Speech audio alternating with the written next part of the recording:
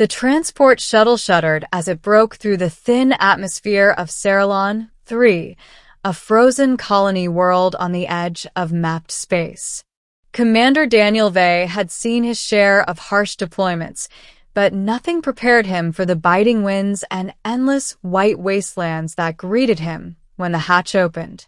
Ceylon 3 was supposed to be a joint colony between humans and the Scifi, an alien species once hostile to Earth but now, tentatively, an ally. Years of mistrust still lingered, but this assignment was meant to change that. Daniel's orders were clear: protect the fragile peace and aid in the survival of those living here.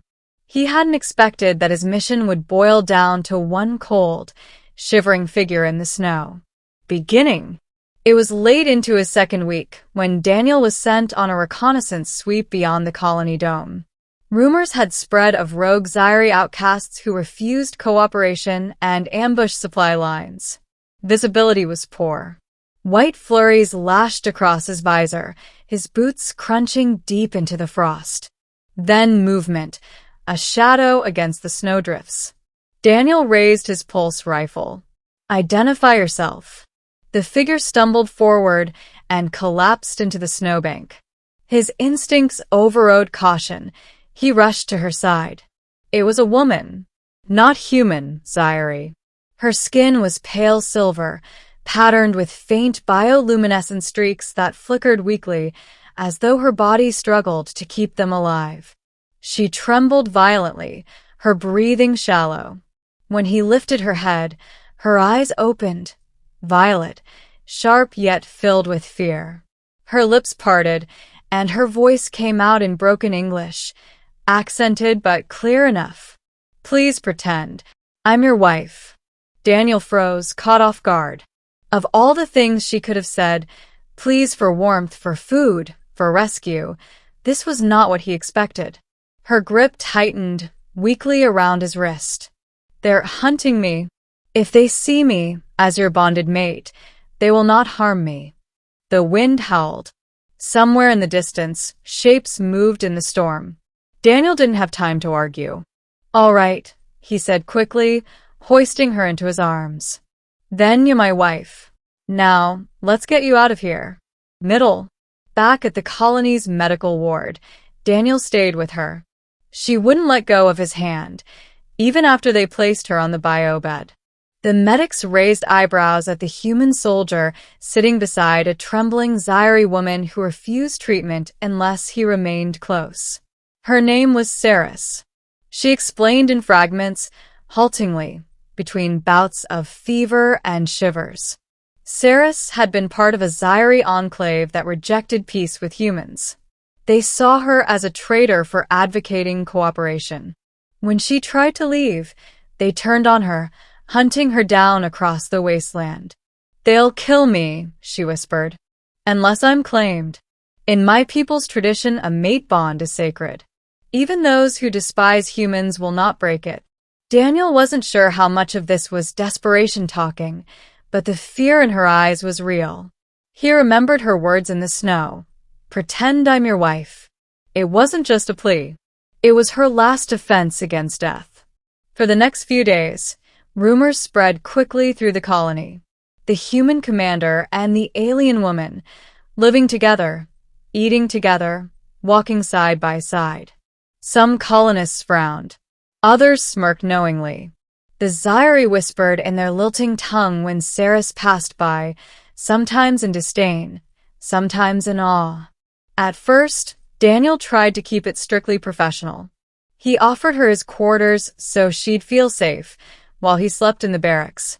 But Ceres wouldn't have it. If we are to be convincing, she said one night, staring at him with unblinking violet eyes, we cannot live apart. They must believe you have chosen me. Otherwise, my enemies will find a way. So she stayed. Nights on Ceylon 3 were long and brutal. The winds battered the domes, ice crusted over windows, and temperatures plummeted. Inside, Ceres often curled near the heating coils, her body shivering. Daniel would drape extra blankets over her, but sometimes she whispered softly, almost ashamed. Warmth, please.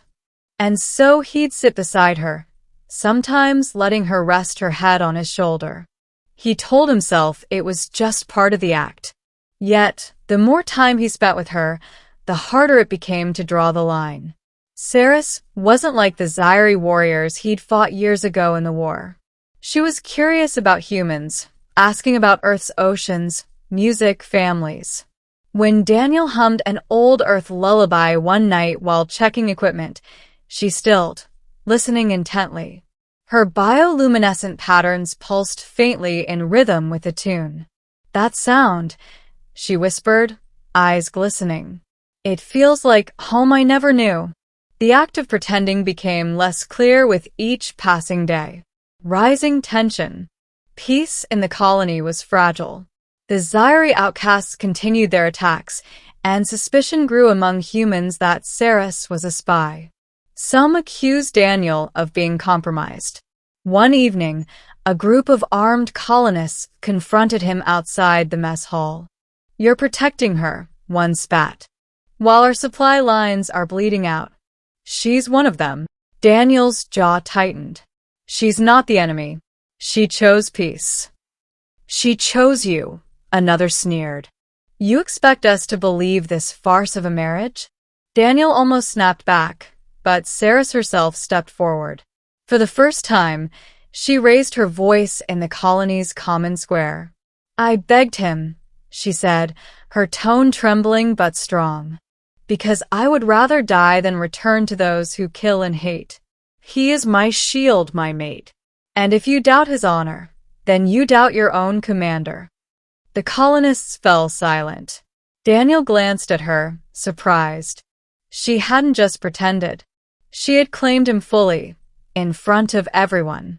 Later that night, he asked quietly, "Why did you say that?" Her eyes lingered on his face, vulnerable and searching. "Because it is no longer a lie. I only asked you to pretend, but I no longer wish it to be pretense." The words left Daniel's heart unsteady.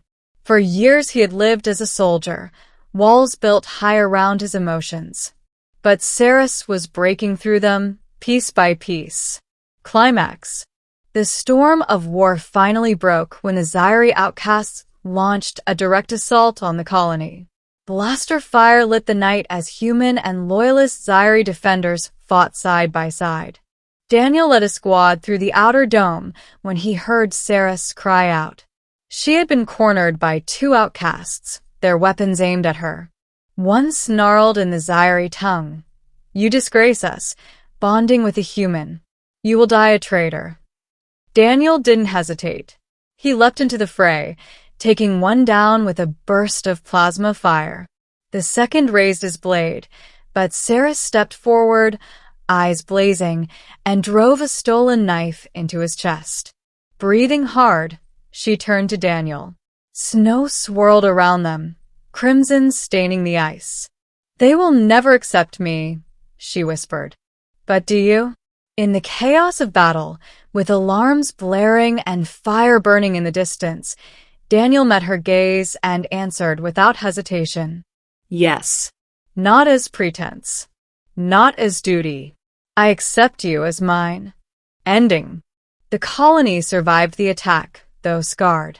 The outcasts were driven back, their power broken. But more importantly, something new had been forged in the fire. Humans and loyalist Zyri alike began to speak of Saris not as an outsider, but as proof that the two peoples could truly live as one.